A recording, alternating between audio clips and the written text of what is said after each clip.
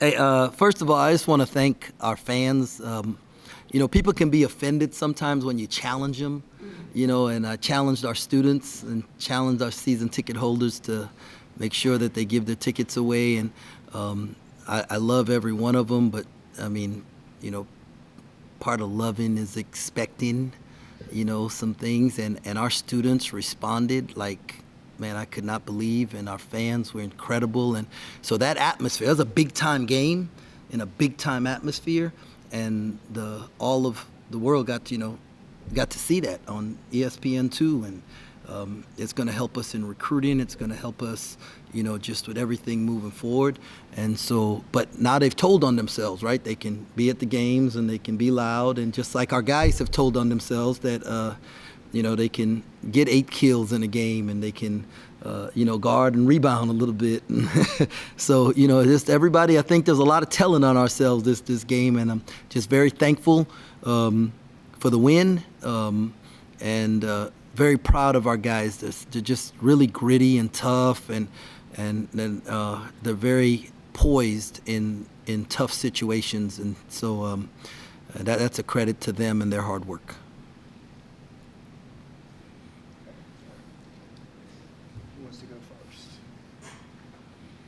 No questions. Let's go. All right. Much better was your defense tonight than it has been? Oh, it was a lot better. But, we were more focused tonight, Tim. Like, we challenged the guys. I thought they were locked in on the game plan for the South Dakota State game, and it showed, right, with how we played and how we defended. And then we haven't been as locked in, and so we challenged them to, be locked in on the game. If they listened to the game plan and they followed it and focused it, that we would win this game, and they did. And so for the most part, and so I was very, very, very pleased. Jerome, can you walk me through that last play where Tyler hits the shot? He said it was actually supposed to go to Cam, but then he steps up and makes it. How did that just work? There was a couple options on that. We'd gotten the lob to Cam off of the up screen in the first half. We got the lob in the first half, and then he should have completed the lob. The pass was a little off, and we knew that it set up a flare for Cam. And if the flare wasn't there, then it was going to turn into a ball screen for TP. And so the guy did a really good job. I think it was Longino that was guarding Cam, did a good job of fighting over the top of the flare.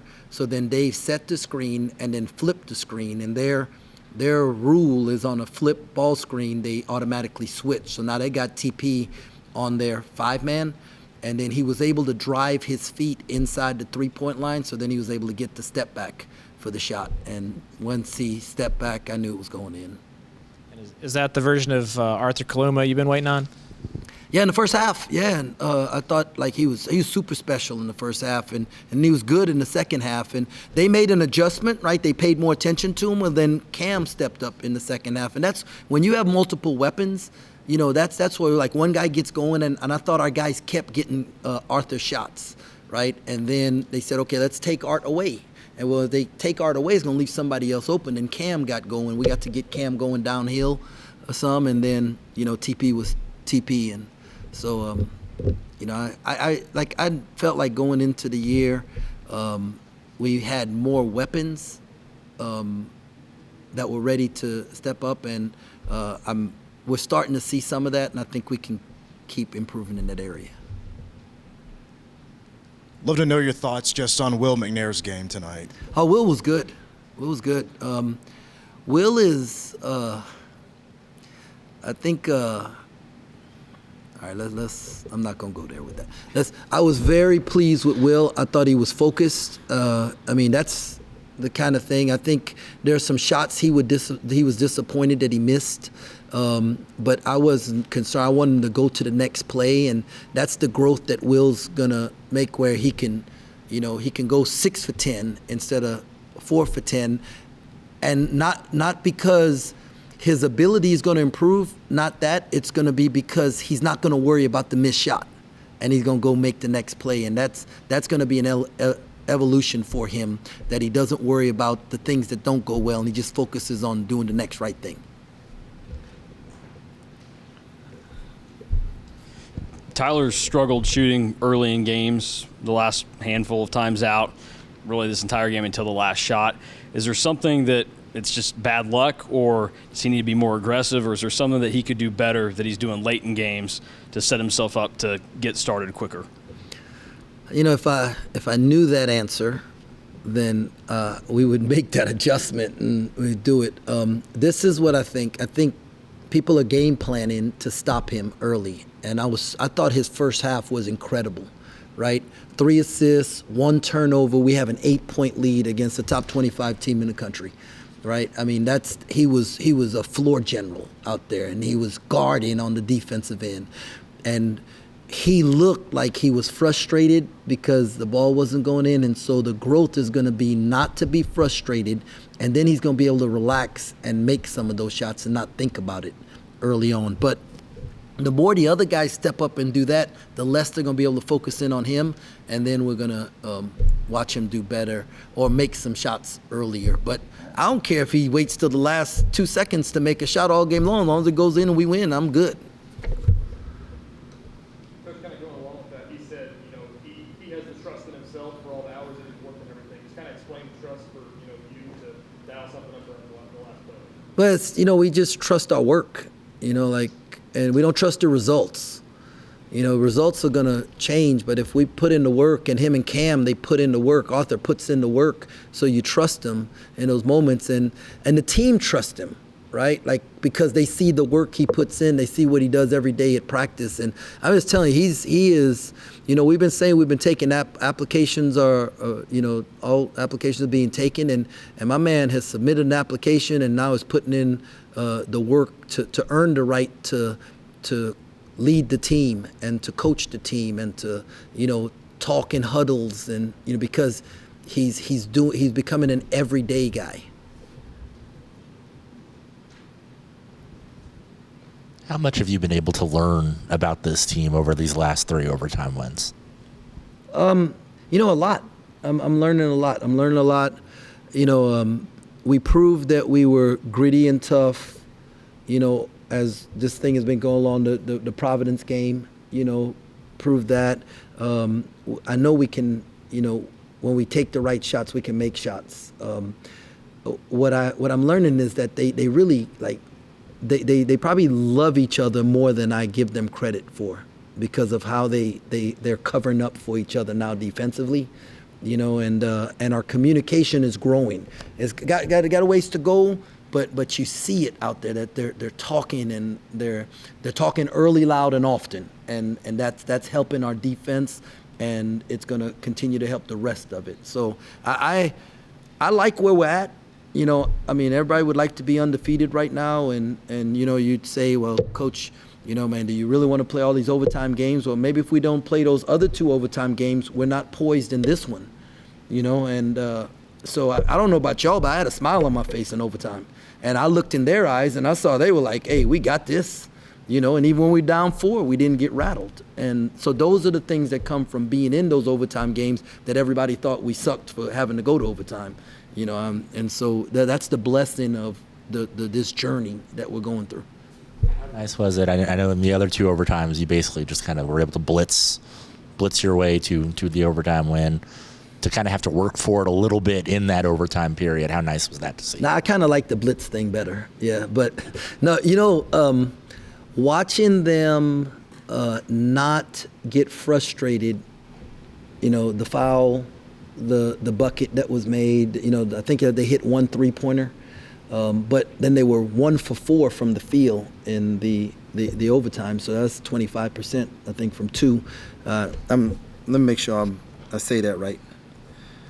Yeah, in overtime, they were 1 for 4. That's 25%. The one that they made, I think, was a 3, and then they got to the free throw line, and the guys didn't get frustrated because of the fouls or them getting to the free throw line. We came down and we took care of business on the other end, by going, 60% from 2 and 1 for 2 from 3, and and then we made our 2 free throws. So it was just a big time game, and they're a good team, well coached. They got great. We did what we're supposed to do at home and for the Big 12, and if the Baylor Bears can pull this thing off here, take care of business, then I think we win the Big East Challenge, Big 12 Big East Challenge, and So that's a great day for the Big 12. And then obviously I know you want to celebrate this one and worry about the next one tomorrow. But No, I ain't going to worry about tomorrow. We're not thinking about it till Thursday. Staff, everybody, we're taking a Sabbath tomorrow. Wednesday, nobody's coming to the office. We're going to stay home, be with our families. We're going to rest. If somebody chooses to watch some film or make some phone calls, that's on them. But we're going to enjoy this. We're going to rest. We're going to recover. Then we're going to come back Thursday, and we're going to be ready to get after it. What is the level of frustration the way that second half went? You held a lead for most of it, and then the game did have to go to overtime. No.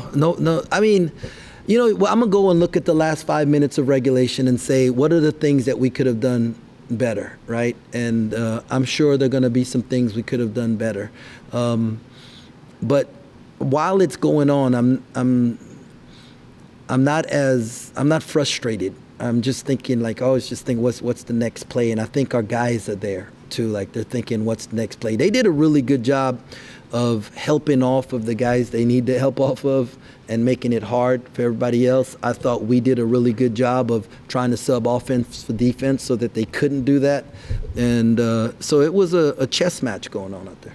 Going back to your team being focused tonight, you think this was maybe the most perfect minutes your team had in a game all season? Most consistent, yes. Yeah, most consistent. I think when Coach Marco does the breakdown, he'll probably, have 5 or 6, maybe more than that, perfect defensive possessions that we chart, and that's one of the things he does. And so, this was a good win. This was a good win, and our guys deserve to enjoy it. But like I tell them all the time, for every 1,000 men who can handle adversity, there's only one who can handle success. And so we've got to, when it's time, move on to the next thing. But right now, we're going to enjoy this. How much tutelage is there for that mindset of making stops comes before runouts and getting fast break points? Well, we do this thing all in practice, stop, score, stop. If you want to, I always tell them, if you want to win a championship, you got to get a stop, a score, and a stop.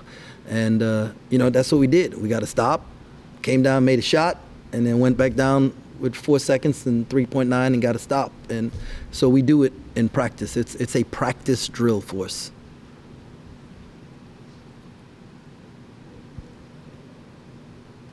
Your rotation seemed a little bit smaller in this game. Are you kind of starting to hone in now on the guys you trust in big moments?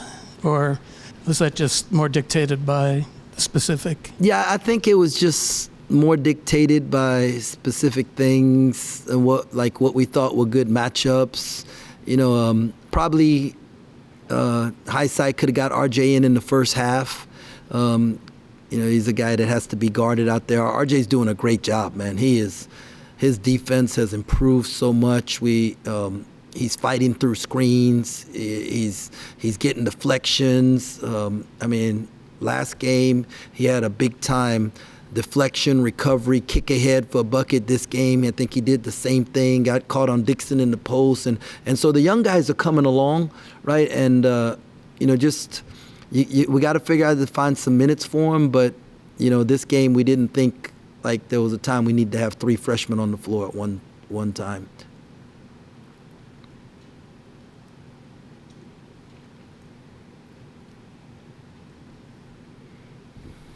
You brought in TP and Art and before the season, obviously. We're in Kansas City. We're talking about potential of these guys. Coach, I'm just curious, how close are TP and Art to playing to their potential, and maybe what you envisioned for them when they came to K-State? That's a good question. Man, I'm one of them dudes that, if you, you give me 10, then I'm like, bro, we could have got 12, And so there's always a little bit more I think guys can give. Their winning DNA is what I thought it would be, right? And so their buy-in is coming around, and how we want to do it. There's a lot of ways to win, but this is how we choose to do it, and they're buying into that more. And now we got to see, can we put, 3, 4, 5, 6 games together of consistency. And, I don't know that I can make that statement just right now, but I wouldn't trade him for anybody. After the game, we're walking toward the tunnel while Marley's playing. What's the significance of that? Don't worry about a thing. Every little thing's gonna be all right. I mean,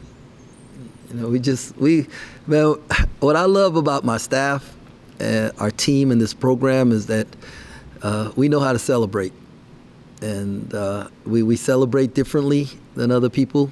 For some people, some people.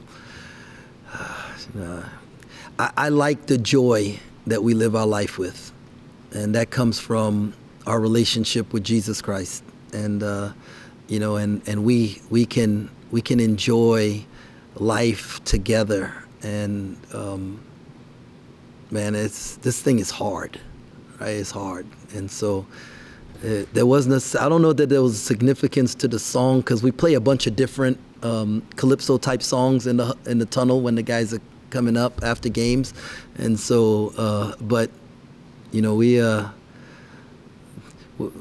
these dudes are fun to be around, man, and I'm blessed.